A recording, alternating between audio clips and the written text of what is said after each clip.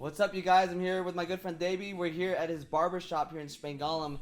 And today we're going to be, for one, getting a fresh haircut. Deiby's one of the best in the business, you guys. I'm glad I met him through my friend Brown. And two, just sharing his story, how he started his business, how you became a barber, and then some tips that you as, future business owners, if you own your business, how you can get to that next level.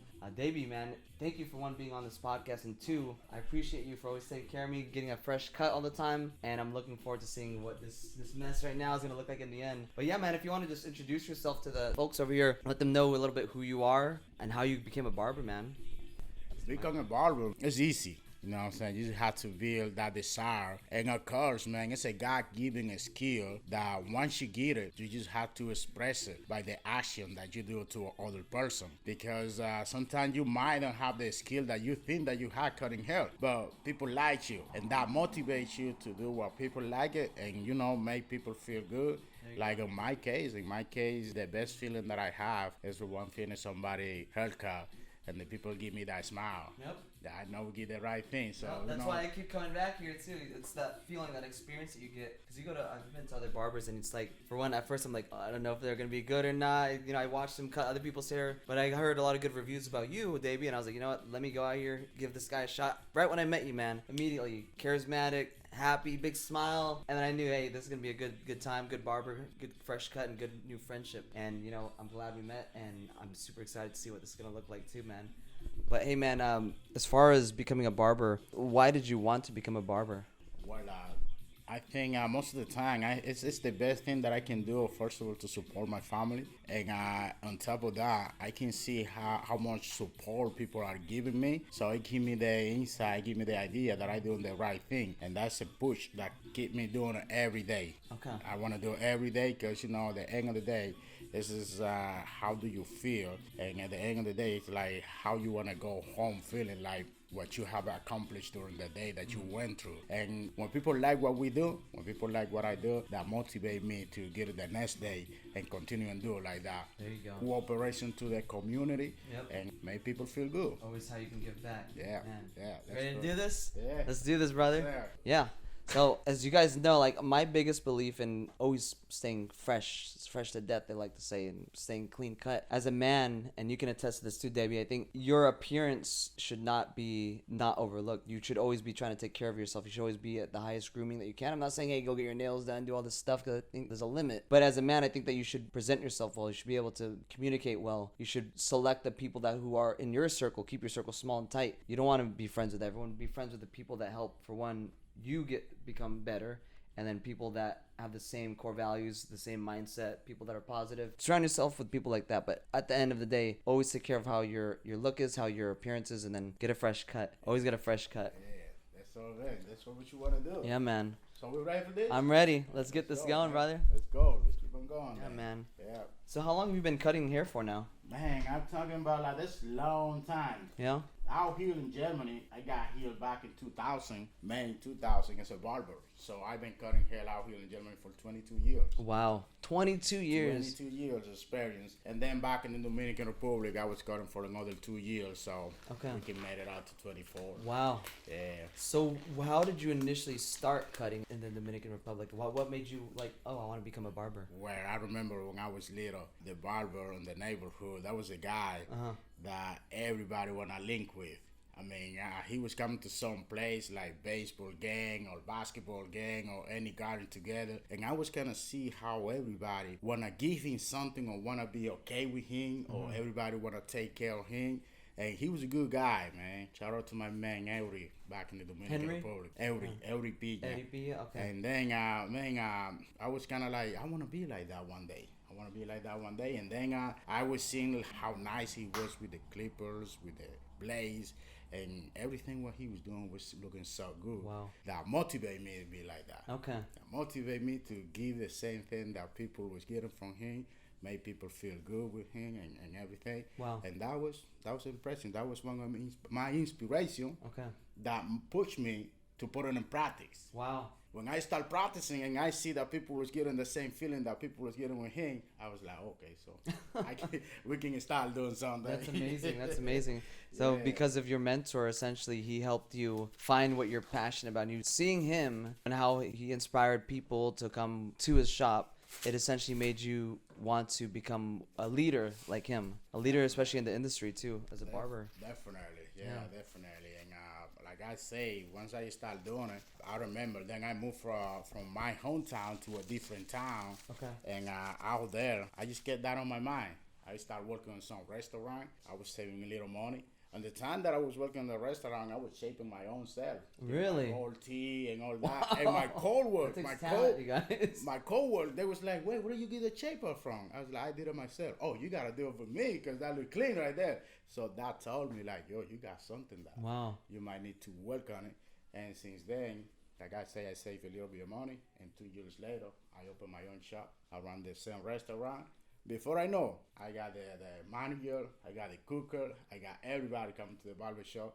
And from then, you start doing it. Yeah, that's good so people know that you're good at it. One of my favorite quotes is, you know, if you have to tell people you're good at something, you're probably not good at it. But if people tell you that you're good at something and they ask you to do something for them, that probably means you're really good at it. So essentially, the quality of work you were doing just for yourself already made people want to, for one, work with you. And they saw how different your style of cutting and how fresh it was made them want to work with you. And like of all the barbers I've been to, man, I've been to a lot of barbers. Like when I was stationed in Turkey, I had Turkish barbers and they would do this cool thing with the fire in the ear. They would serve alcohol, you know. I saw that, man. Good times. So we got some customers asking us out here to do it, but unfortunately.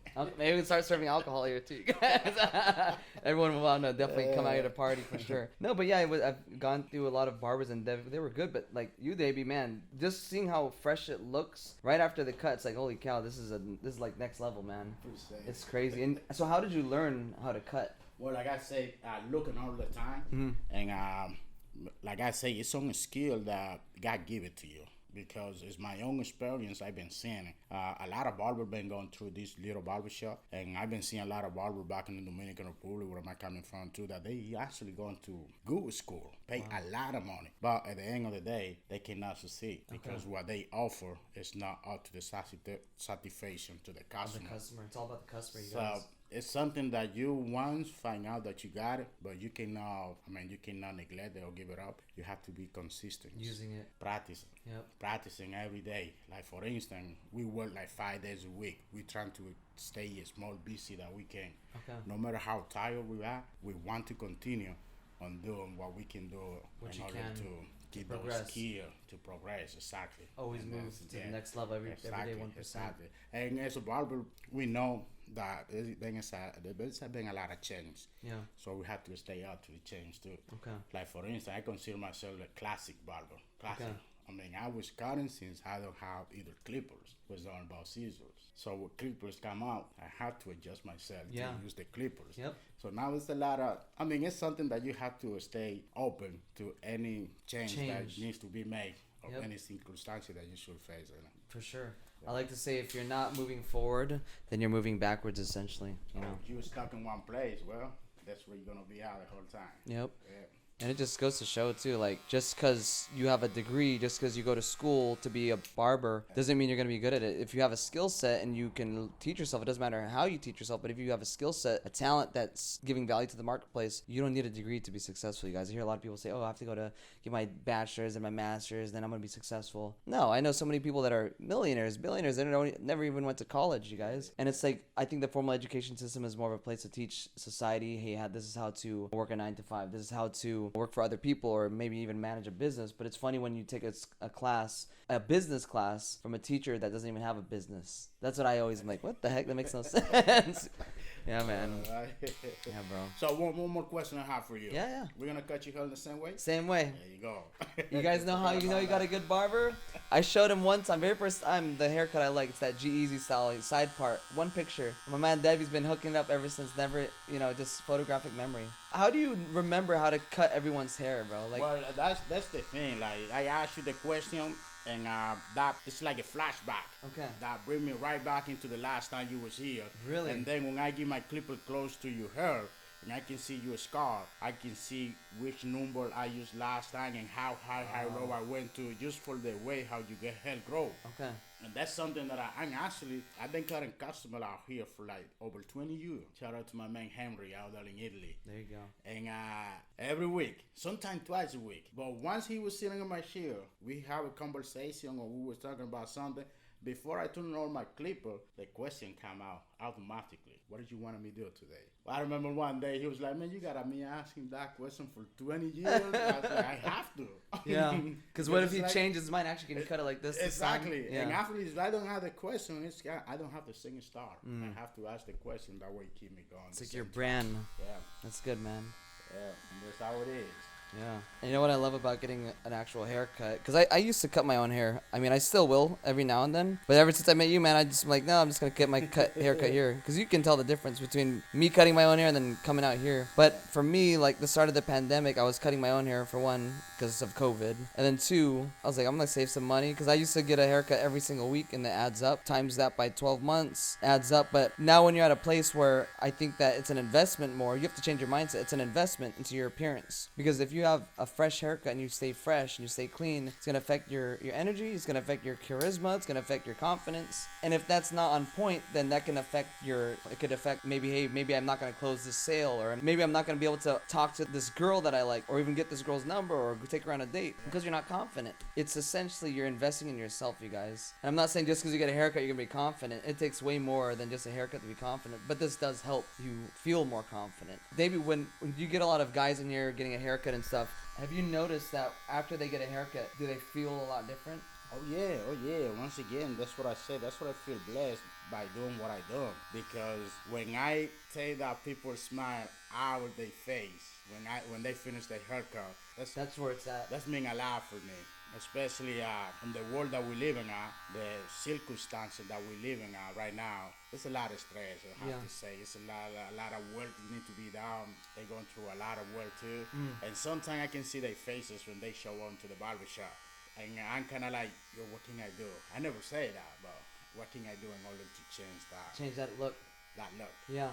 What can I do in order to contribute in a positive way to change that look? And that's little thing is a haircut. After they finish, I can see the transformation. Exactly, the transformation, and how do they feel after they get their haircut. Yeah.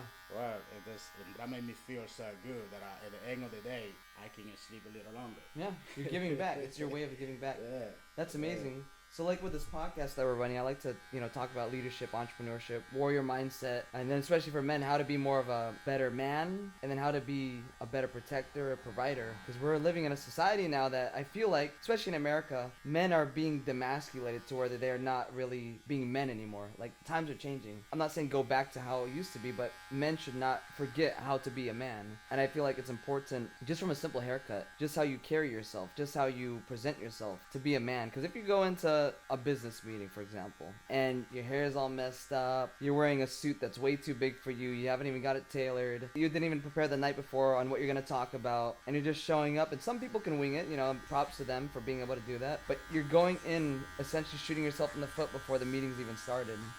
Now, if you have those skill sets and that mindset already in place, like with this podcast and with what you're doing with cutting people's hair, you're teaching people, hey, these are the things you need to do consistently and religiously. It's going to help set you up for success, and it's going to help change how you act. Because if you're not holding yourself to a high standard and being proud in how you look, how does that affect the rest of your life? I don't want to say I judge people, but when you see someone and their hair is all fucked up, they're wearing really raggedy clothes, they're not taking care of themselves, they have no pride in how they look, their car is a mess, their house is a mess, it leads me to believe that what other areas in your life is a mess?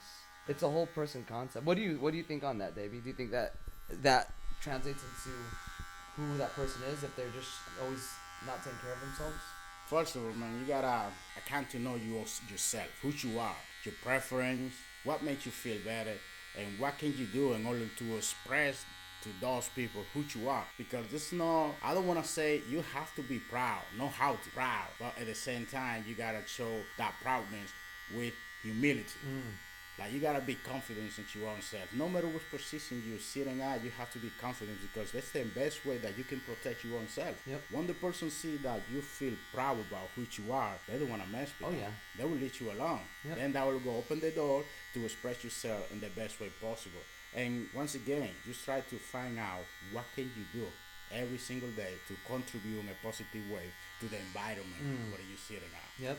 The people that you are dealing with. I mean, what can I do today in order to help that person? Not to let that person take advantage of me.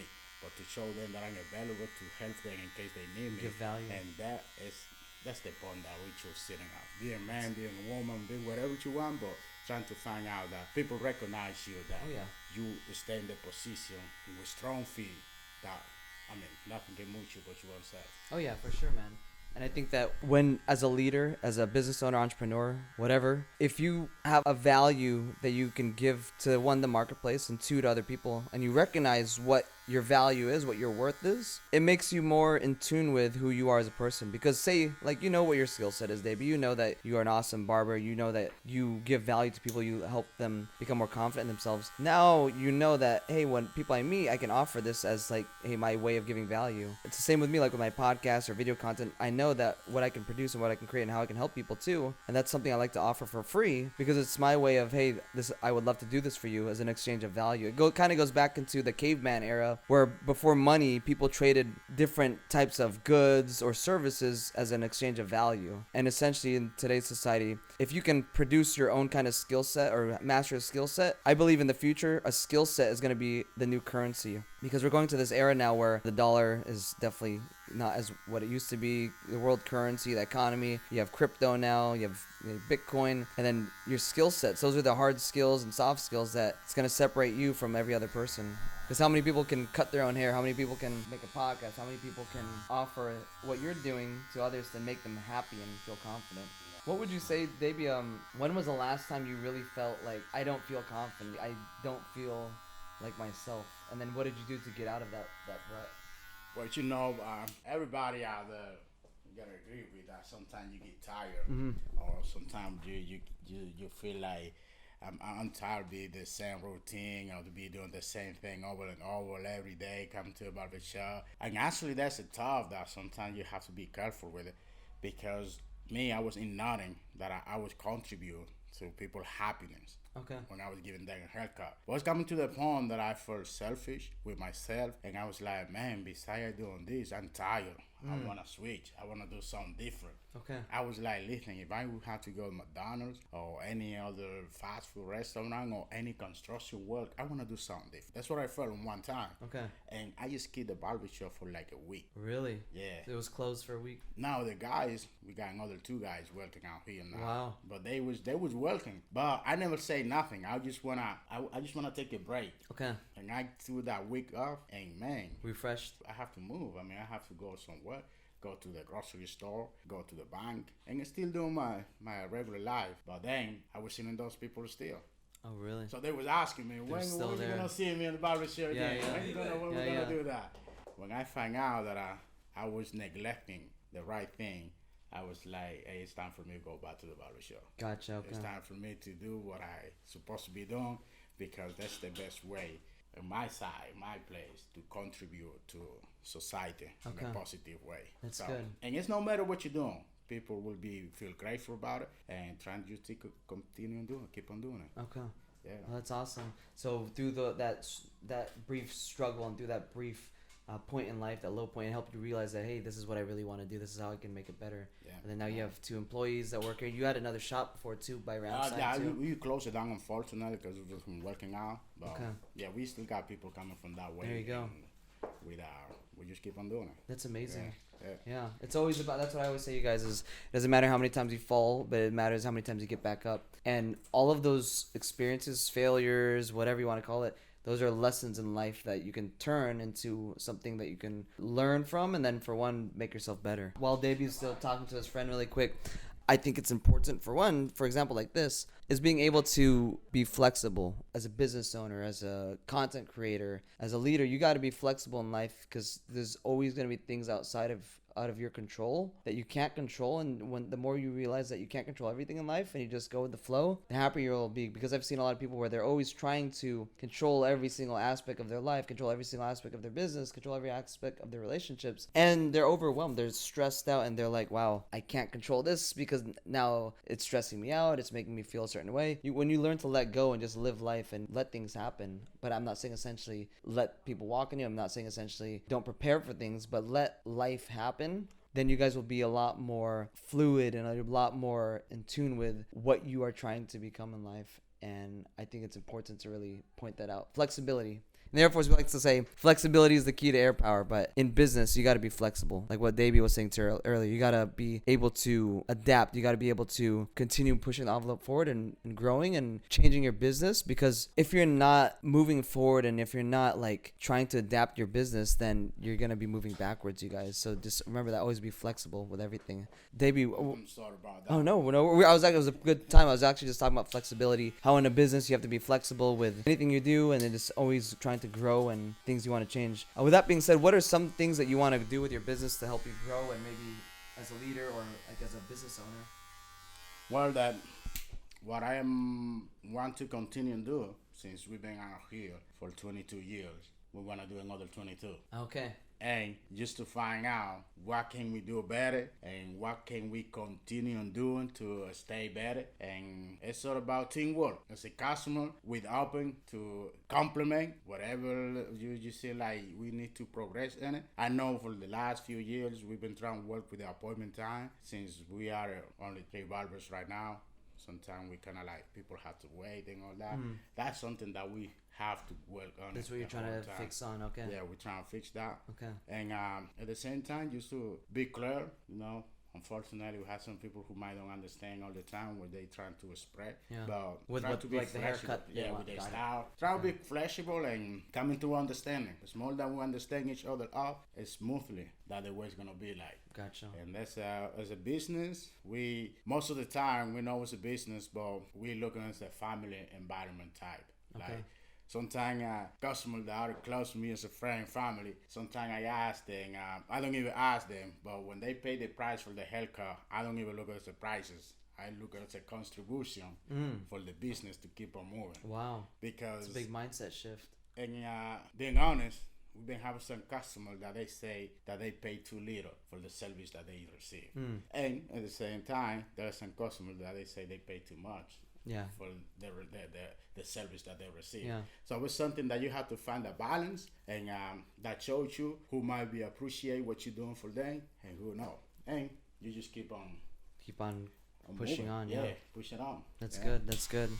I agree with you on that. Like, if you have something that you're offering and something valuable, people will definitely recognize it. And then you're always gonna have people that are gonna think that the service they're getting is either one, overpriced, or two, that it's underpriced. And I think with that, as long as you know you're giving value to the marketplace, you can't really make a mistake with your pricing too. What are some other services you offer other than just a haircut, Deiby? Oh, as a barbershop, we just offering barbering, like hairstyle, out shaving, and since we cannot use no chemic on here in the shop, it's all about cutting hair. Okay. Just a regular barbershop. Oh, so the shops that dye hair, you need a special permit for that? Exactly. Out here on the system, on the German economy, I guess that's something that you have to go through. Wow. Like you can choose either just to be a barber. We can cut some female hair too, as long as there is no chemic involved into it. We can give you some style or whatever. Or most of the time, the lady who coming over here, or a few, they choose to cut their hair real short, so we can do that. Okay. But we cannot put no chemical. No dyeing and a color, nothing. Okay. Yeah. Wow. That's interesting. Yeah, that's the only service that we can offer for now. Okay. Are there other services you're thinking about expanding to, adding to the business? It might be, yeah. It might be in the future. We already have some people that we are talking to. We might be bringing some female, do some braids. Okay. Yeah, some for more women. Okay. Yeah, some other stuff. That's cool. So have you been at this location for 22 years too? No, actually before this. We got here back in 2015. Before 2015, we was across the street, that little location you see out there down the street. Oh, okay. We was out there from 2007 till 2015. Okay. Before that location, we was on base. Okay. From 2007 to 2000, from 2000 to 2007. Gotcha, okay. So in total it's about 22 years, yeah. So you were working on base as a barber? Yeah, okay. I was on base for like 7 years. 7 years, as a barber, yeah. Okay, and when you were working at the barbershop, at what point did you realize that, hey, this is more beneficial for me to start my own business instead of working for someone else? Nah, it was a long story. We have plenty of time. We got plenty of time. What's the short version? I didn't even know. I didn't even know that I was ready for. Yeah. They have to let me know. I was feeling so good working on base. We saw, shout out to my Miss Lady Maria Frauenhorst. Okay. She was the lady that I was working for on base.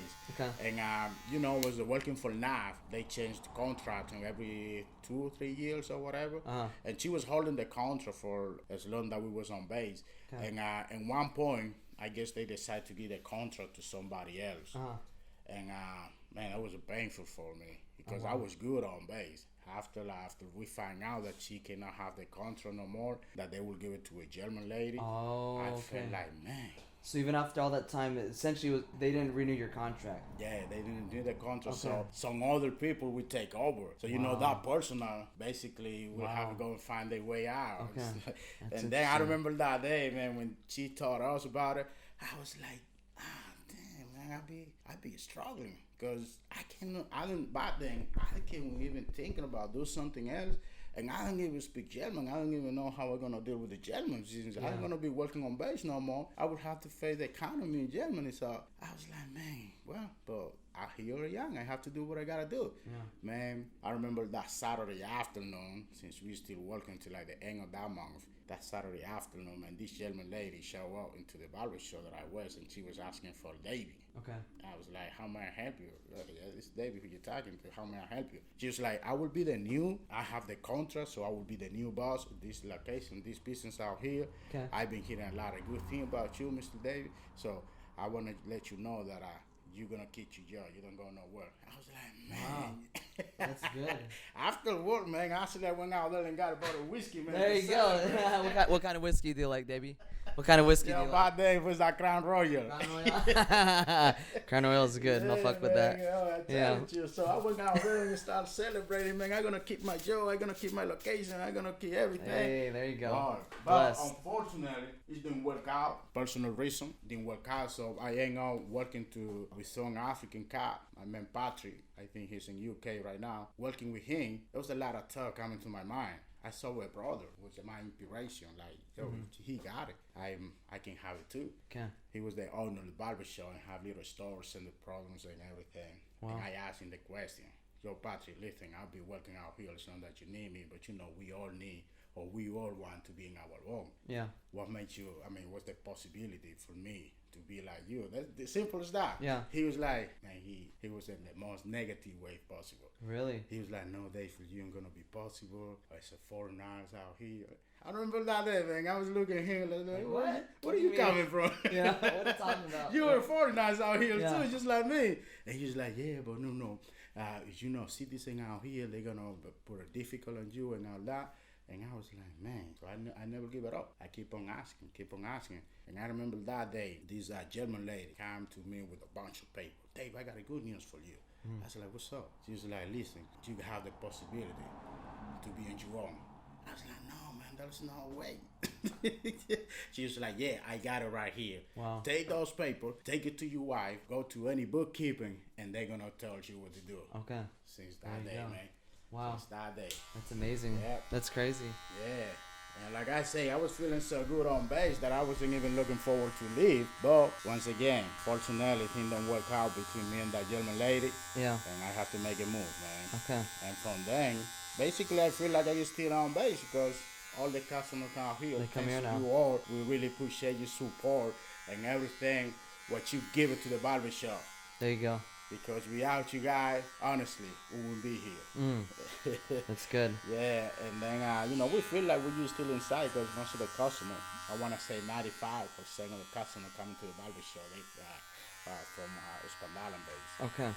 That's good. I think that everything happens for a reason. Or initially when you said you found out you didn't get your contract renewed, I'm sure it felt very hurtful at first, like, oh wow, I worked here for this long time and now I'm not getting my contract renewed, what am I gonna do? And then essentially things didn't work out for personal reasons, like you said, but it forced you to start your own business. It forced you to become your own boss, essentially. You became a CEO, and it forced you to make things happen, to make it work. And I think when you have something unique like that, an experience like that, it changes you as a person, because now every day you're showing up knowing that, hey, I'm working for myself and my family. I don't work for anyone else other than my customers. But now when you're able to become become your own boss, it changes the dynamic and then the mindset as far as what are you willing to do to become a lot more successful. Because when you're stuck in a 9 to 5, I've been there. I mean, I'm part of the military and the reserve now, but for me, it's not really. It's more so because I want to serve still. It's not even the money. It's like I want to serve. I get to come out to Germany every year, so I can't complain. Free trip out here. But for two, it's like when you are your own boss, you get to make your own decisions. You get to decide how much money you want to make. You get to decide how much time you want off, and you get to decide where your business is going. When you're working for someone else, you're essentially working for them, and you're working on their dreams. And my biggest thing is, it took me a while to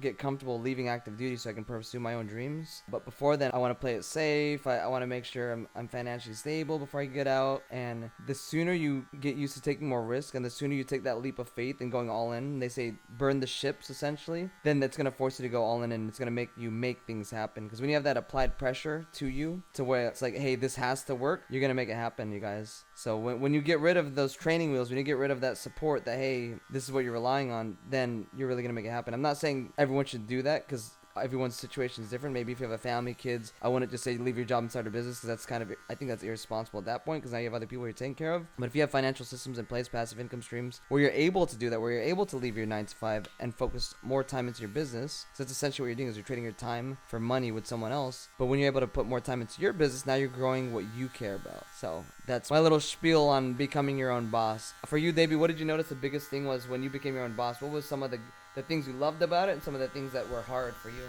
Well, once you becoming your own boss, man, people will be expecting a lot more from you. A little more responsibility coming upon you. Like, it's not about like, okay, if this don't work out, man, that won't be my fault. Yeah.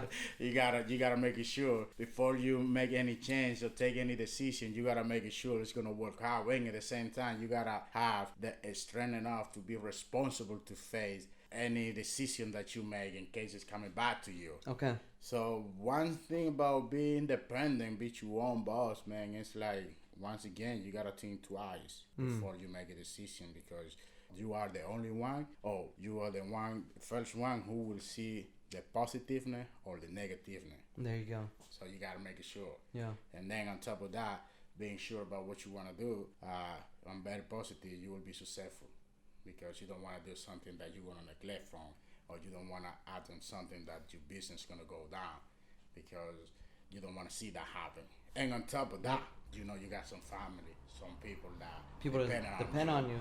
You have to, and if you got a good desire, a good heart for everybody, man, you be thinking first about the people that are depending on you directly. Yeah. And that's what gonna motivate you or make you to make the right decision. Oh yeah. Any single time. Yep. Yeah. That's what I was saying about burning the ships, you guys. Do it in a calculated way. If you have people depending on you, maybe think twice and then make sure, hey, will I be okay? Will I have enough income? Will I have an emergency fund in place before you burn the ships? Because if you burn the ships, now you're really putting a lot of pressure more on your family. I would say it's almost kind of selfish, because now it's like, if things don't work out with whatever you're pursuing, there's always a risk with anything you start that it won't work out. Now who's going to get affected? Now it's not just you, it's your family. But if you're single, you know, and you start your own thing and you leave your 9 to 5, now it's okay, because now it's just you who's going to be at risk, not your family. Because it shouldn't be your family who you put at risk. That's the last people I feel like you should ever put at risk, is your own family. It's a group effort, or it's a mutual decision between partners and stuff, that you guys are both doing that together too. So speaking about, let's talk about relationships a little, Deiby. So how long are you married now and you have kids, you said? Oh yeah. Okay. I'm married to my wife. We made it officially back in 2011, but before that, we was dating for another 6 years. Wow. Yeah, so we've been together. Actually, we go out when we look like brothers and sisters. Oh. You guys look so young still too. That's good. So 6 years you guys have been married. Yeah. Wow. We've been married, and it's a challenge. For sure. Good challenge though. Yeah. You know what I'm saying? And one day you feel like it's over, but now it's the beginning of something new. Yep. And the next day you think like, yeah, we good, we're right. But now it's about to get another challenge in your life. So you gotta find that balance. Okay, I'm glad we're talking about relationships. It's my favorite topic too, other than business and investing. So with relationships, how did you meet your wife? Actually, I met her here in Germany. Okay. And man, I think that was a blessed day that I got in my life, because I remember there was a customer of mine. I was single back then. I just get out of another relationship that I have. And my man, Barber, he was stationed out here from Puerto Rico. Okay. And he asked me, that was a Friday night. I want to say back in 2005, before he asked me to go to the club with him. I was like, no, man, I don't feel like. That was that Friday night. I don't feel like, you know what I'm saying? I don't even want to go to a club at all right now. And he was like, no, man, let's go. I got some friend that you might want to meet. I was like, who's that? He told me the person was supposed to be gone. I was like, I said, yeah, I can go with you and all that way. You guys even gonna go along. Okay. And man, on the way to the club, he told me, Dave, I didn't tell you, but there was some other people that were supposed to pick up and bring it to the club. I was like, you see, Abel, now you coming.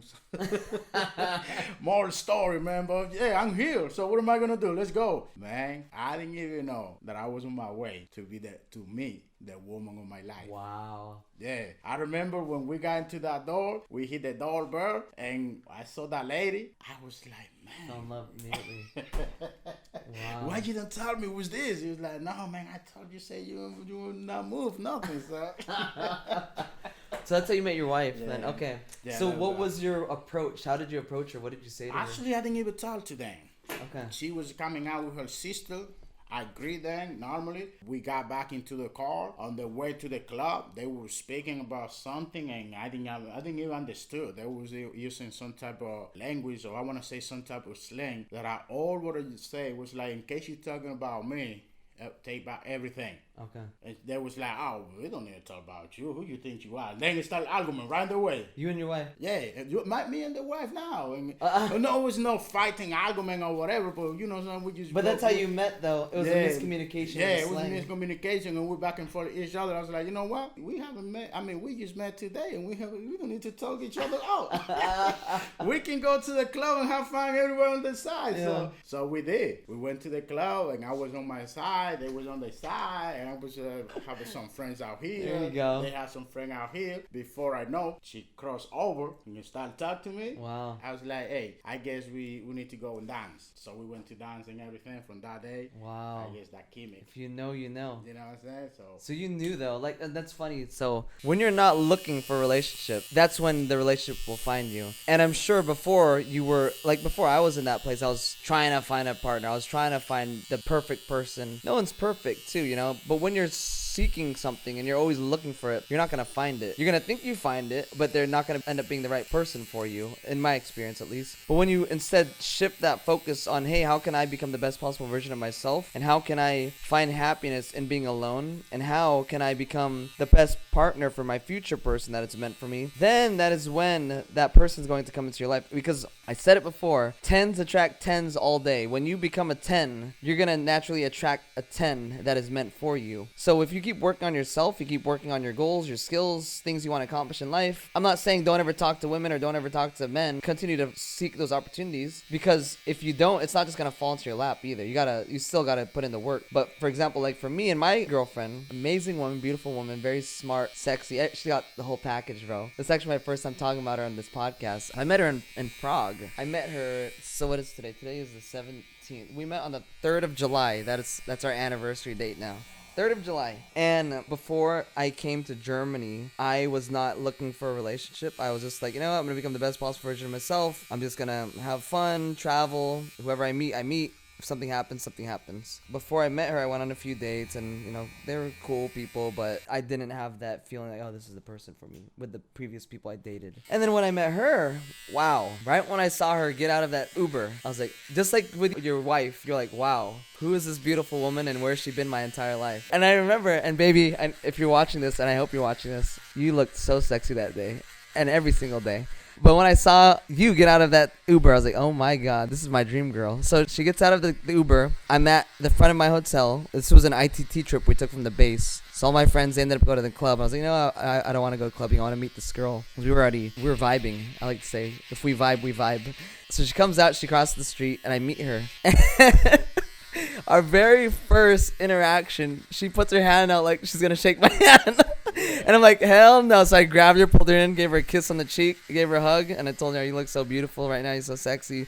I want to take you to the sushi spot. We went and had sushi. Amazing experience. World-class memories. As we're walking there, we're holding hands. Instantly, chemistry right away. I'm no scientist, but we had chemistry for sure. We have chemistry. But yeah, man, and if you know, you know. A lot of people say, oh, you know, you have to date for a year before you get to know if this is the right person. I don't believe in that. I used to think like that. I used to think that, oh, you have to be with someone for a year before you know that, oh, this is the right person. But I feel like if you have that mindset, now you're just checking boxes like, okay, this person is this. Okay, maybe they're going to work. Okay, this person has this. Okay, let's see how they act a couple weeks from now. I think it's good to do that. And I think it's good to have traits and qualities you want in a partner. But they don't necessarily have to have every single trait because no one's perfect. Like, I don't expect to have every single trait that my girlfriend wants either. It is good to have standards. It's good to have high standards. And it's good to have an idea of what you want in a relationship. But yeah, bro, so when we went out, we saw the whole city, you know, she showed me around, and it was just an awesome time. The conversations, even to this day, we FaceTime almost every day, and you know, we never run out of things to talk about. And it's just, when you know, you know. And you know that movie with Doctor Strange? It's our little inside joke. He says time is relative, and he does this cool little time is relative thing. That's like my girlfriend and I's like inside joke. Time is relative because it happened so fast, but we were not expecting it to happen. We weren't even expecting to be in a relationship when we first met, but it just happened. When you're not looking for it, it comes your way. And then when you know, you know. I'm gonna keep saying that. When you know, you know. But for you, Deiby, like, so you guys have been together how long now? You said 6 years you've been married? Is it 6? No, we met officially 11 years ago. 11 years ago, Back but in married now. 2011, yeah. Okay. But before that, we was dating for another 5 years. Okay. Yeah, for another 5 years. And it's all about, I want to say, besides feel confidence, you got to be honest with yourself.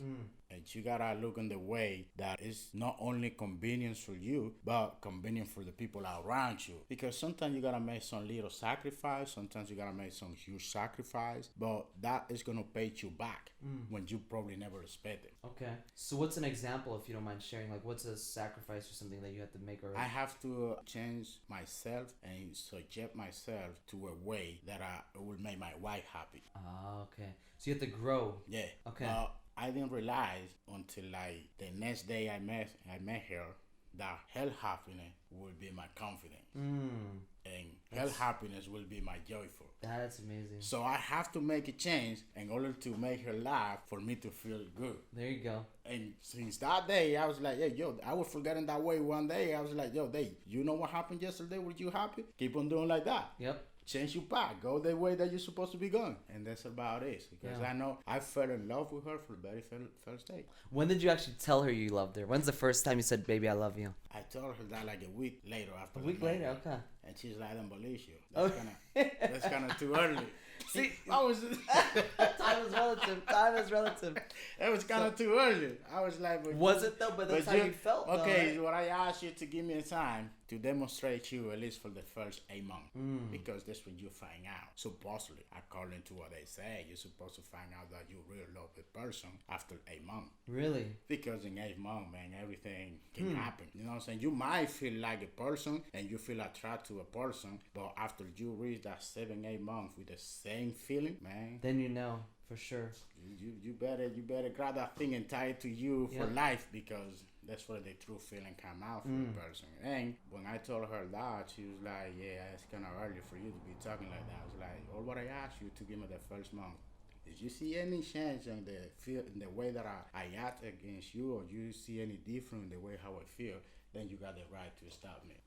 I guess it's been like that today. You never stop me. I like that. Persistence.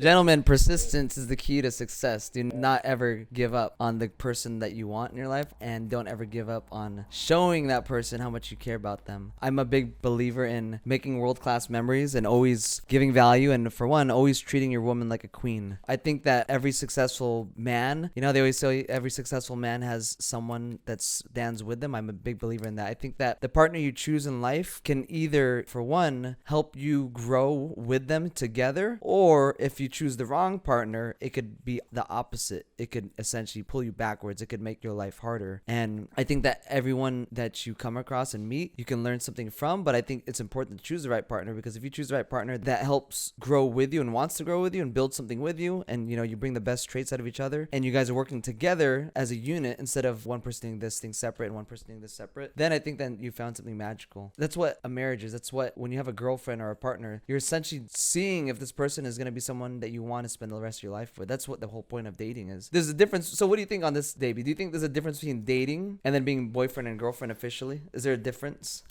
Well, but to be dating somebody, I think that you already coming to that a conclusion to be in relationship with that person. Because when you have a date with somebody, that's something that you put like in first place in your routine, in your daily activities. We got a case. Hey, can I get a haircut before this because I got a date. This.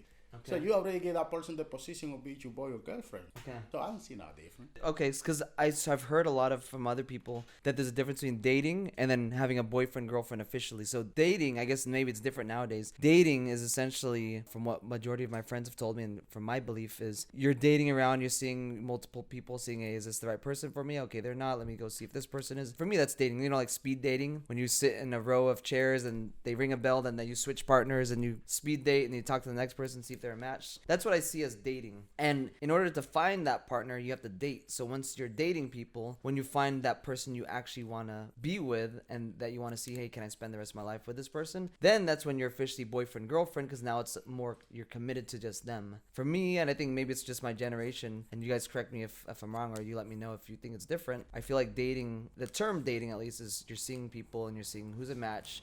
And you're filtering it down to, okay, is this person going to be someone I could possibly spend the rest of my life with? If so, I'm going to make them officially my boyfriend or girlfriend, and then we're going to take the relationship to the next level. So that's my opinion on that. It makes sense.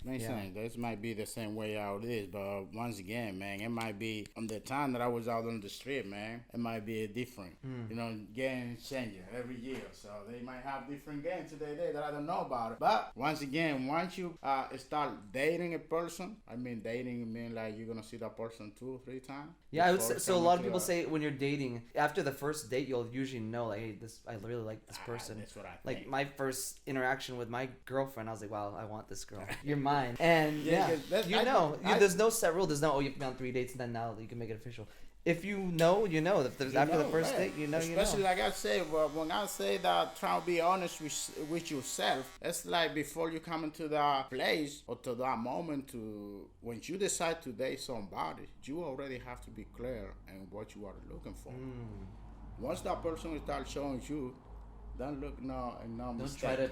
Don't try to don't That's so true. It's too fast. I didn't expect that. No. If she got it, if he got it, go for it. Because this will, at the end of the day, that's what you want. That's gonna make you fake. I'm glad you told me that. I'm glad you told me that. I think that it's so cool that after a week you told her that you loved her already, and you had those feelings and stuff. And for me, like, I really have a lot of feelings for my girlfriend. So I'm glad you said that. So what are some things that you've done with your wife, or even when you guys were just boyfriend girlfriend, to set yourself apart, to make sure that she knows that you really care about her? Like, what are some little surprises or romantic dates you took her on that set yourself apart from everyone else? Yeah, but it's actually, I start with trying to be a different man. Like, for instance, man, she'll be out here, she will agree, man. I will let that flowers to dry out every single weekend, man. I got flowers for her every week. Every week till now, today. Till today. Wow. It's like sometimes we go to the grocery store and the first thing that I look around, where were the flowers? I mean, it's become a custom for me. It's something that I normally do, and that's something that I remember that I have to change when I met her, because before her, I never give nobody flowers. Same with me. Same with me. For me, it was only, okay, it's Valentine's Day, so let me get some flowers. Yeah. But so it's funny that you mentioned that. I just got my girlfriend flowers and a teddy bear. So we went to Switzerland yesterday on an ITT trip, and unfortunately she couldn't come because she was working this weekend. She lives in Prague too, so she's way further. That's about 600 kilometers from here. So I ordered her these flowers, and I was like, hey, is there someone that can deliver the same day? So I Googled best flower shop in Prague, found this shop of Flora Designs or something like that, and looked online, ordered flowers and a bear, and I sent it to her and wrote a little cute note. And the next thing I know, my girlfriend sends me this video, maybe like 2 hours later when it finally arrived. Big smile, big cute face, big, beautiful blue eyes, big smile, and it made me smile so hard, man. I was like, I'm so glad that I sent that to her, because it made, for one, her being happy made me even happier. I'm not saying that your happiness should be dependent on someone else's happiness. You should already be happy with yourself, but when you make someone else happy, it supplements to your happiness. And it's a happiness you can't experience unless you have someone. Like, I have a baseline happiness I can be on my own. But when you have someone with you, a partner, that you're making happier, then, man, that's a whole different level of happiness. It is, because it's nothing better to share. Nothing better to share. When you share, man, you feel good. So when you're happy and you share your happiness with somebody else, it's a great feeling. Oh, yeah, for sure. Me, I don't look my happiness somebody else, like you just said. I'm trying to be happy first. In case I can share my happiness with that person, I will let it go. No, for sure. I definitely agree. And that's why I believe that you should always be happy being alone first before you get into a relationship. Even if you get in a relationship before you find happiness being alone, still try to find ways where you can go out on your own and be happy. Because when you can master being happy alone, now when you find that person, or when they find you, or it happens, now, like I said earlier, you're not dependent on them for happiness. Them coming into your life is a supplement to your happiness and their happiness. It's essentially that extra level of happiness that you're going to be able to achieve by having a partner. And I think that's so perfect that you said that, is when you're with someone, you're sharing with that person parts of you and something that they can't achieve by themselves. Because if you're truly, truly, truly happy being alone, you'll never get married, you'll never find a girlfriend, because you don't need one. But everyone, I think it's naturally conditioned as humans that we want to find someone, because we're made to pretty much create families, to keep society going. What is the word I'm looking for? To keep populating the earth. That's how we're chemically designed. It's a statement that the first creation should be procreate and feel the art. So once you feel like, if you come into a place where the art is already filled, nothing better to contribute to the best way for this to keep on going in a positive way. Definitely. If you have the responsibility, or you have the job or the position to be part of the procreation of the fulfillment of the art, go for it. It's almost your duty, essentially, to make sure you find that right partner. When you have kids with them, raise that child to be a contributing part of society, someone that's going to give value, make a difference in this world. You never know, like, what is your child going to become? And I think that it's important to, whenever I finally become a father, to be able to pass on what I learned that my family never taught me to that child, so that way they can continue to pass down generation to generation. And so how many children do you have, Deiby? 4. Do you want any more? Or you guys done it 4? They stopped me. Oh, they stopped there. No more. They say no more. That's a good. You already did your part on feeling the art, so you okay. Feeling the art. That's fun, feeling the art. Yeah, Jesus only said you're gonna take 2 with you on the ship, and you brought 4. All right, cool. So when you had your first child, how long were you guys together? Actually, misinformation there. I got 4 kids. I got 2 my first marriage. Okay. And then another 2 with my last marriage. Okay, cool. That's my wife, the one that we were talking about. There you go. Okay, cool. But when I got that first child, man, I was like, wow. That was a great feeling, man. Yeah. That was a great feeling, and then I got the second one, man. I was kind of like, man, I made good-looking kids, man. I should continue. I'll continue on this journey. From having your first child, what's the biggest thing that it changed in you? Respect for the female. Yeah, that's physically what they go through. Physically, and like, wow. And not only that, she was that little girl. First, I was a girl, and that was my inspiration, and still my inspiration every day. She's 22 years old now. Wow. And every time I see her, you know what I'm saying? My heart melts. That's my property right there. Yeah. You know what I'm saying? And, I brought her into this world. Yeah, and then not only that, when she was depending on somebody to succeed her, or somebody to help her, somebody to help her in order to mature, somebody that need to feed her, and was the wife doing that. I was like, listen, she contribute to my happiness. Even when she didn't talk to me, she contribute on the development, or she contribute on the building of something that made me happy. Yeah. So that respect started from then, and every single sacrifice that I seen toward not only the kids but toward me and everything, I was like, man, that's amazing. High respect for female, respect. Yeah. Okay. All right, guys, it's about to get loud in a second. No, that's awesome. I think that for one, getting married changes you a lot as a man. But then when you finally have kids, I mean, I don't have kids yet, but when I finally have a child, my first child, I think it's gonna change me even more, because when you get married, now you're taking on the responsibility to take care of that partner. But now when you bring a child or a life into this world, now you have a bigger obligation, because now you have to raise this child to be almost a mirror of who you are and what traits that you never got to learn growing up, to teach them. So I think that's awesome. I think that's the most, I think, beautiful thing about, for you, like being a parent. Yeah. So. Yeah. Especially when that child looks just like you. Yeah. Like in my case. Oh. That's awesome, man. That's cool. Yeah. Okay. It's a little challenge though, you know what I'm saying? Because some people say it's like playing the lotto. Sometimes you do as small that you can for your kids. Sometimes you try to raise them in the best way manner possible. Discipline them, educate them, and then they turn around from all that. Yeah. As a parent, never feel bad about it. Okay. Because at the end of the day, what it is, the most important thing is what you did in the past for them. That is gonna go with you. They'll never forget that. Exactly. That's gonna go with your mind. That's gonna go with your conscience. And it doesn't matter, because we've been seeing them both.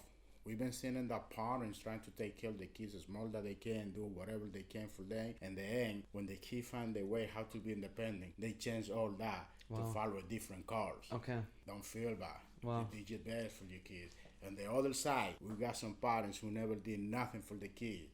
The kids become successful, they're looking for those parents to help them. So don't feel bad about doing nothing for your kids. Yeah. Okay. So going back to, I guess, your relationship with your wife, what are some things that you do today, other than, I know the flowers on a weekly thing, I'm going to start implementing that strategy for sure, because I think that's awesome that you still do that to this day. It separates you from anyone else. I don't know anyone that does that personally, so I think that's awesome. I want to start doing that. That's an investment, It's an investment in your partner. Actually, it's an investment in your partner. I don't blame on you on that. But one day, man, my wife was like, cause I do it.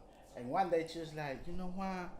I'm kind of curious. I said, what's up? Do you really buy flowers for me, or you just buy flowers because you want to see the house looking good? You have a whole garden of flowers down your house. Yeah, because sometimes I want to save them, but I got to throw away because you got some brand new. That's funny, man. No, for real, I did it for her. Okay. And every single flower that I see good looking, I remind me of her. Wow. She's looking beautiful. Wow. And yeah, man. Besides that, going back to the question that you asked me, something that I do, man, is sometimes I have to forget about myself and put myself into herself. Okay. And it's kind of like, let me see. Today I have to do this. Either when I don't want to or I can't, I have to find a way how to do it, because that way I can please her. And that's something that I didn't even thought about in the past, but now I see how much she's been contributing to my life and to my happiness, that I'm still working, finding the way how I can pay her back. Yeah. And every day that's one of the things that I keep in my mind. Right? So today we had an anniversary. Today? No. Like I said, in case. Oh, okay. Or like we got anniversary coming on next week. Okay. Next weekend. How many years total?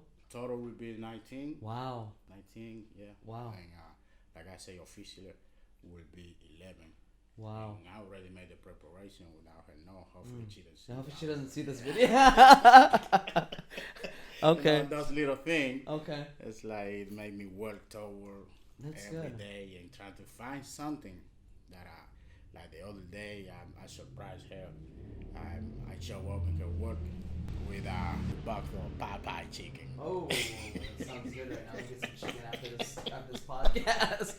Wow. Yeah, so I try to do every day some little things. Sometimes before she knows, okay. For her, before she know, I clean the house. Okay.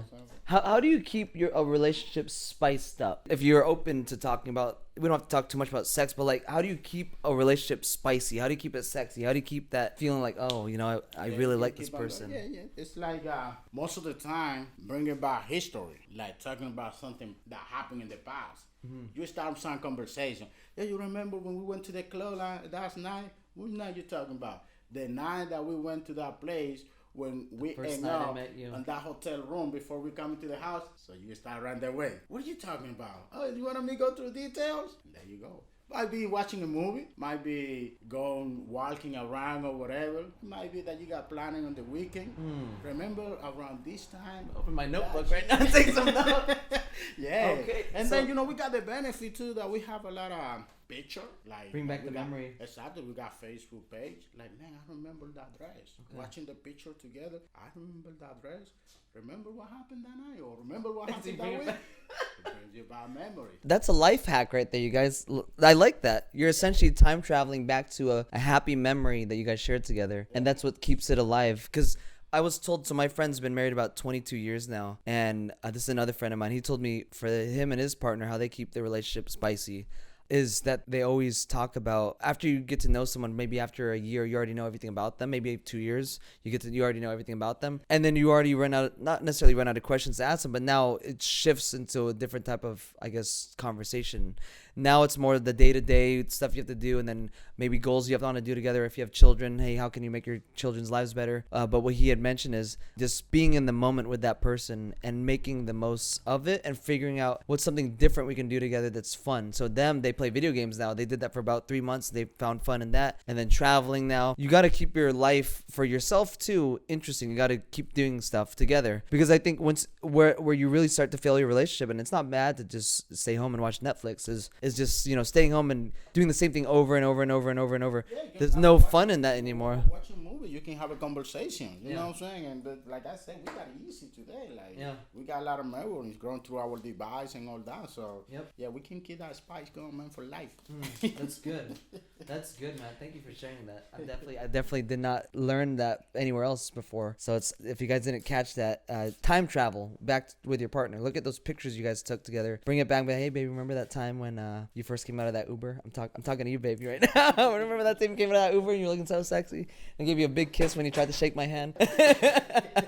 But bring back those memories, because it's gonna rekindle that moment you had to keep things spiced up. That's cool, man. That's cool. Yeah, man. This has been an awesome podcast. We'll wrap it up in a bit soon, but I think that relationships is such an important thing to talk about, because not a lot of guys even talk about subjects like this, like relationships or your partner, and then just little tips to help you be a better man for your woman. If you don't mind talking about it, what's like? I know that every relationship, no one's perfect, so you're gonna have arguments. When was the first time you actually had your argument with your wife? You don't have to talk about what it was about, but how did you guys come to terms to try to not necessarily avoid it, but find a place that's where you're working together instead of having an argument, having a conversation, and how you can work together? Oh, well, you know, meeting a person, you coming from a past, right? That you met some other person. Like, I remember we was in the car, she was driving. I have a phone call, and I have the conversation going for like a minute or two, and she asked me, "Who you talking to?" I was like, "Don't worry about it." I was like, I saw her face. I was like, okay, so I guess she worried about it. Oh, Either when I said the don't opposite worry of about that, it, yeah. that her face showed me that she do worry about it. Okay. So I put the speaker on, and it was my ex-wife. Oh. So that turned her on. Right. Did she knew you were married before though? Yeah. Okay. That turned her little on or whatever. And after we come to the place, she would start asking me. I told you never have or you don't never talk to that person no more, or there's a conversation that we have, and you told me that you don't talk to her no more. I was trying to explain, but she was already mad. Mad, yeah. So for me in the past, I was like, you mad? I don't care. I'm out. Yeah, your past self. You know? Yeah. That day, I was like, oh no, I need to give an explanation. And that was the first day, so I give the explanation.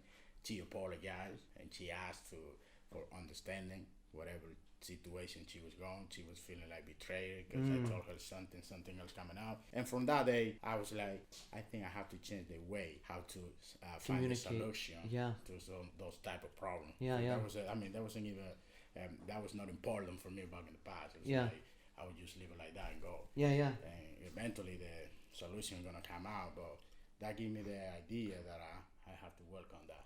It's almost essential. You got to think in terms of what the other person's feeling, because when she asked you who you talked to, you said, "Oh, don't worry about it." For you, you were like, "It's just my ex-wife." Maybe you're just talking about like your kids you have with them. Yeah, that's the question. Yes. She was telling me something about the kids and everything, and it was nothing personal at all. But her face that she gave me was saying like she did work. Yeah. So I have to work it out. Yeah.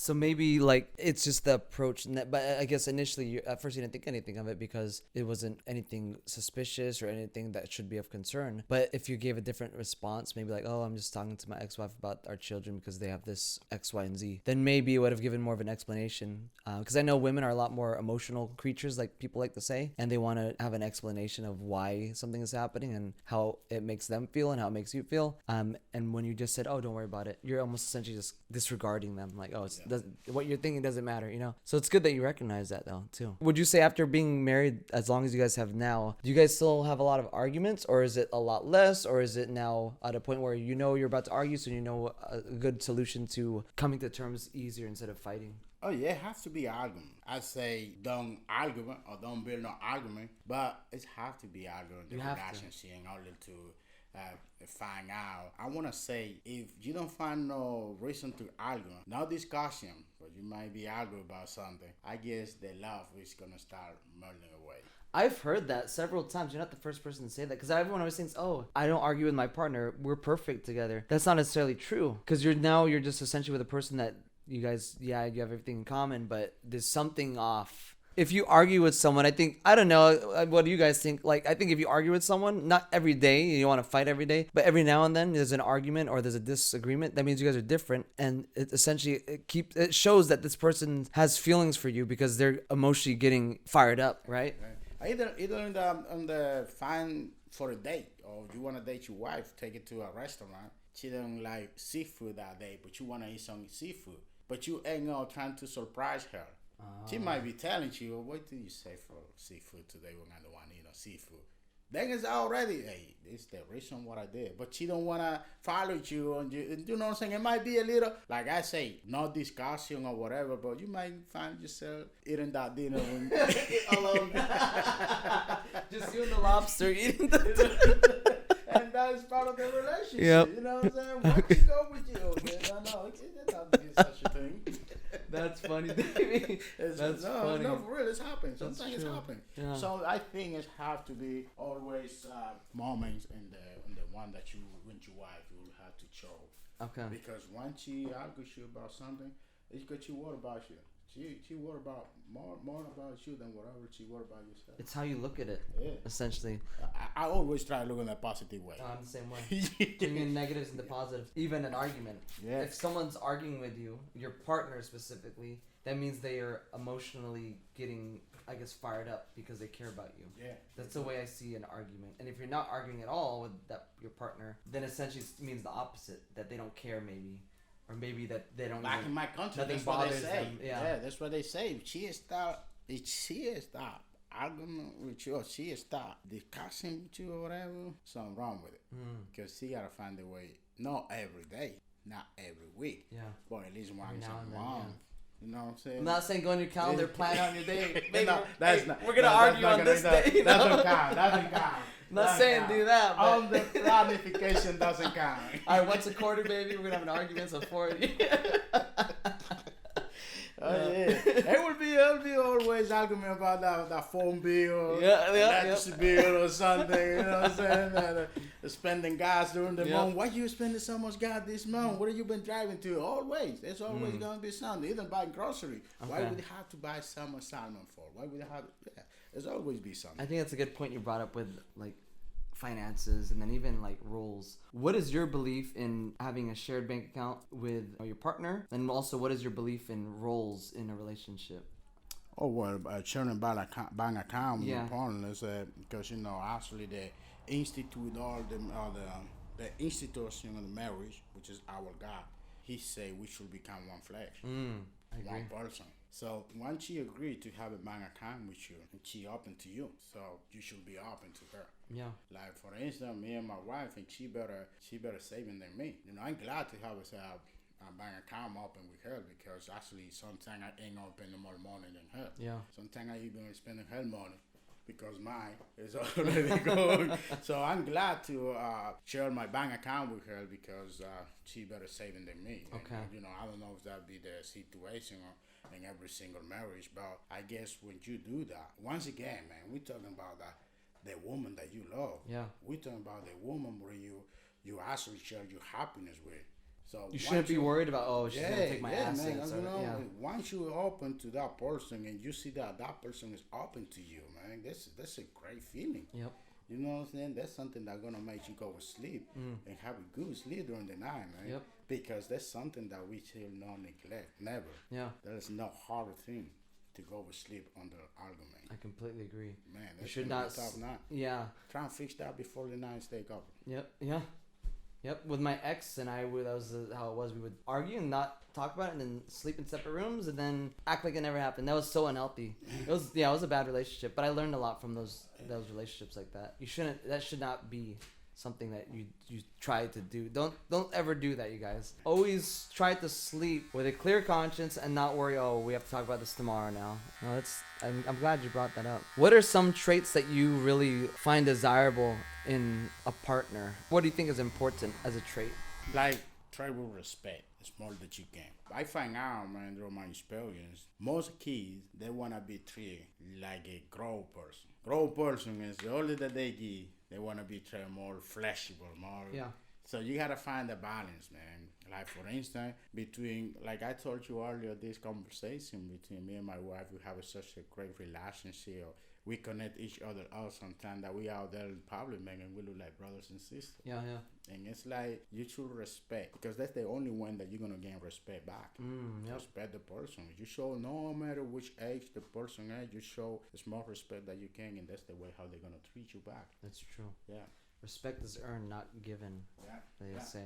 True. That is wow. That's good. Okay, that's a good relationship tip, you guys. Definitely. If you guys have any questions so far, definitely feel free to drop a comment below if you think that there's something you would like to learn about relationships. Because you got Deiby here is about to be 20 plus years in a relationship. Plenty of wisdom right there to ask. In regards to relationships, Deiby, what do you think is a deal breaker? What are some deal breakers that maybe in your past relationships or exes? What was like an absolute no-go? You can't cross this boundary, or else you guys are gonna get your breakup or whatever. Lack of respect. When you start showing that you don't even worry about the relationship no more by doing what you don't supposed to be doing. Like, for instance, actually in my case, man, my wife, she know my password. She actually sometimes when we got that online banking, I forgot my password. She the one who knows my phone password. She dealing with it. I can, man. If you got nothing to hide, nothing to hide. Wonderful life. Yeah. I can get into the car, go to WILLINK, leave my phone at the house, and actually I feel better. Yeah. Because nobody gonna call me, first of all. And then I got nothing to hide. You don't have to have another phone, Yeah. And what gave her, that gave her the confidence that she got somebody else that she can trust to. Yep.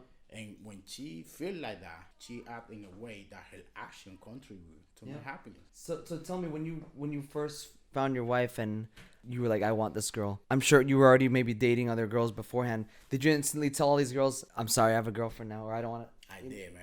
That was me that's too. One of the change that I have to make in my life, man. I was like, listen, it's over. Yep. I don't care. Yeah, that was me. Yeah, you know what one person told me one day? That person was like, wow, I would like to meet that woman. I was like, you will? Yeah. That you choose that one before me? Before I was everyone, like, yeah, unfortunately, in your case, Yep. that's the situation that I live in at right now, and I don't think things are gonna change, man. And you know what? My wife now get to heard about it, and she saw what type of brave man she got. Man, I've been getting good since that day.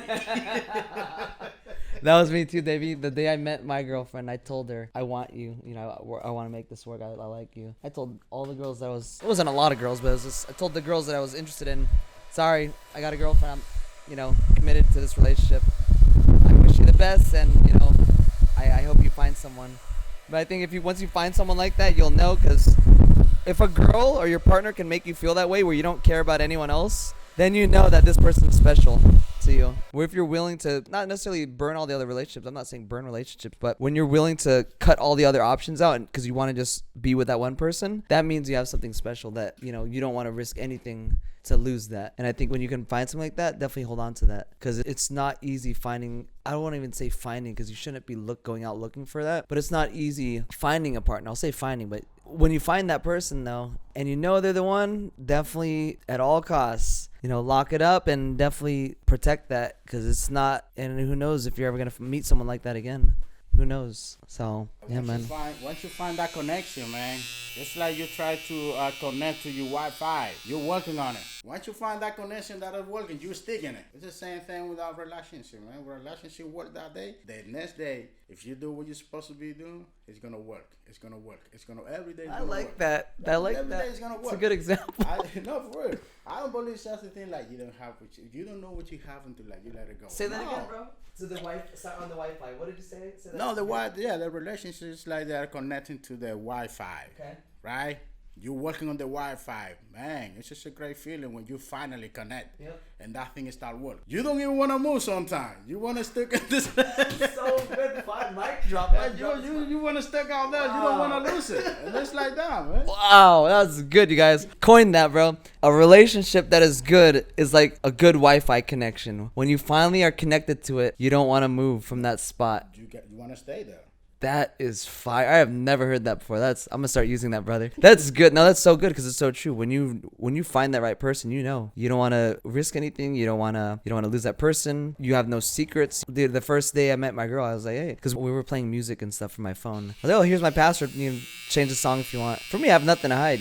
I'm the type like I don't have a second phone. I don't try to hide anything. It's completely honest. Like, you know what? I want you. I'm not gonna see any other girls. I just want you. When you can be open about that, that's perfect. I'm not saying that, I've seen people in relationships in the past though, where their partner would be like, give me your password. I want to check your phone. I want to check your social media if you're talking to any girls. Now that I think is kind of toxic. I feel like you shouldn't have to be giving your phone to your partner to check on you, because now there's a lack of trust there in a sense. For your partner to want to do that means they don't trust you. But when you share your password free willingly because you have nothing to hide, then that also builds trust, because now you know that, hey, this guy's nothing to hide, this girl's nothing to hide. You're free to look at my phone whenever you want, baby. It doesn't matter to me because I got nothing to hide. I'm not expecting someone to text me, But the polar opposite is if you have a partner which is like, give me your phone, I want to check who you're talking to, then that's a little different. And, maybe you might want to check if that's the right partner for you. Man, this is a clean haircut, brother. You guys definitely got to come on out to the Deiby's barbershop, man. Wow, looking fresh. Holy cow.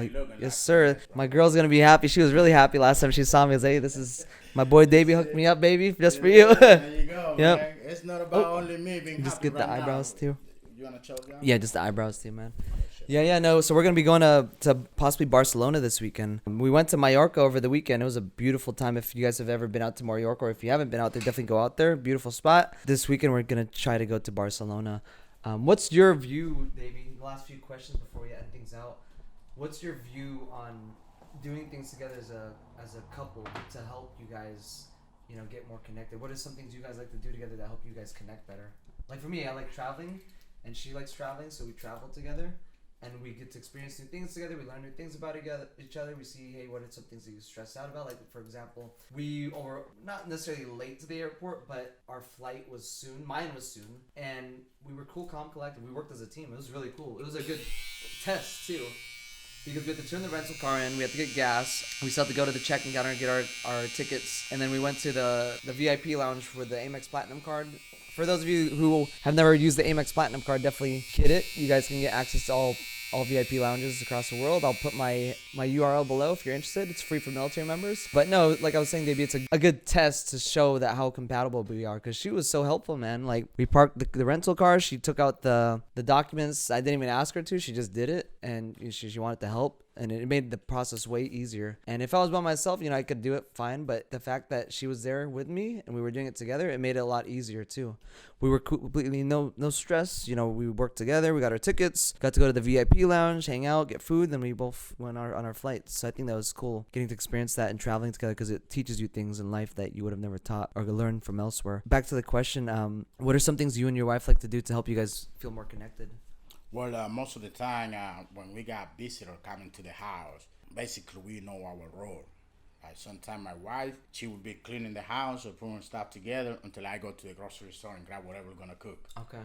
Once you come to the house, everything is clean. So can you peel out those plantains for me? Can you do this, and this? So before she even asks, or before he's even asked, be out there showing that we are a team. That's good. We work as a team. That's good. And what we're going to show to the person who's coming and see us is that they will see a house that there's people working together Together, for one not goal, separate. not separate. That's so important with the right partner. We will go camping out there on the time that I build the tent where we're gonna stay. She already be cooking or putting stuff in place. Wow. So she didn't even sit in the car looking at me, putting nails and no. She out there trying to work or do the best that she can in order to. Now, was that something you guys had to discuss, or was it just natural growing together that you take care of this and I'll take care of this as a man? I think that's one of the blessings that I have, find the right woman, because that's something sometimes that we don't even talk about. It's just natural. It's coming out natural. I think it falls back into the traditional roles too. It depends. That's why when I was in the States, I didn't like dating in the States because it's very different in the States now. You know, there's nothing wrong with, I think, women leading. But I feel like as a man, I personally still like the traditional roles where the man is the one that provides. The man is the one that takes care of the family. You know, he's the protector. He's the provider. I'm not saying that the women should not help or should not be in a role like that too. I think it's awesome. You know, they should be contributing too. They should be able to provide and protect if they need to. But I still feel like the man as the household should be like the leader and taking care. It just is natural, you know. But in the States, it's a very different dynamic now. So when I found my girl, we both talked about that too. Yeah, she was saying, yeah, I can be independent. Yeah, I can be a leader. I can do those things on my own. But she doesn't want to. She wants to have a man that's going to lead and protect her and be that person that's going to take care of her. And I think that's so important that you discuss that early on in a relationship, so you know that that's the type of relationship you want to be in. And when it comes natural, like that, what you were saying, Deiby, that it was natural for you guys to work as a team, then that means you have the right partner. Because a partner, a girlfriend, boyfriend, whatever, they should be working with you to grow together. They should not be working separately or against you, because you want to be seeing what you're going to accomplish together. So Yep. yeah, man, it's That's definitely cool, brother. yeah. Wow, it's looking clean. What's I guess so to close things out before we finish this haircut, if you could go back in time and teach yourself one thing, it could be business or relationships, part with your partner, what's that one thing you would go back in time and teach yourself that would help you today? Man, I will teach myself to become a better barber. You're already really good. Look at this haircut. Look at this guy. Look at this fresh ass haircut. No, really though. Like, Yeah, you go back in time, I would like no to matter go what- back in there and grab more skill or grab those skill that I was neglecting Sooner. at one point. Grab it sooner and tie it top. You know what I'm saying? Okay. Tie it with me because in one point I told I got it and I was like, give it up, man. I got this. Okay. Nah, man, I should continue. But if I go back, man, that's something that I was gonna do, man. Okay. And of course, you know, being young on the parents, I will try to give more flexibility and try and become more understandable and trying to be a better friend. You know what I'm saying? Not that I'm my friend. I got a friend, man. That I got a friendship with few guys out there for like 36 something years. I'm 44. But I'm talking about like you still got friends since I was little and we still connect. That's good. I got a friend that we don't even have to say a word before I have a conversation in front of you without hear anything. That's amazing. Just looking at the eyes and body. You're that connected. Like that, yeah, we connect like that. Wow. I want to go back and get that better. Okay, that's awesome, man. Hey, thank you so much, Deiby, for the fresh haircut and for being on this podcast and sharing your message. We talked about a lot today, you guys. You know, starting your own business, failures, getting past those failures, relationships, tips to keeping a relationship spicy, going back in time and bringing up those old memories with you and your partner to keep it spicy, and then doing something every week for your partner, not because you have to, but because you want to. And make sure you find the right person, you guys. But Deiby, to close things out, if people want to come here to your barbershop, where can they go to find you? And then what do you offer as a service? Obviously, you cut hair awesomely. We here on Triel Strasse, number 50 in Spandalen. And if you want a good fade, if you want but we here to cut most male haircut because we're not allowed to do no gimmick out here for some other style. But if you have any style that you wanna show, if you want any style that you wanna wear for the weekend, any good fade, any nice looking cut, bring the picture over. There you go. And we get you a straight. There you go. You guys come on out. What's your Instagram for the people? So they follow? David Severino at 42. There you go. I'll have it down below. Thank you guys. Hope you guys enjoyed this podcast. If you have any questions, shoot it down below. Share this video with anyone that you think that it may help. And we will see you guys in the next video. Peace.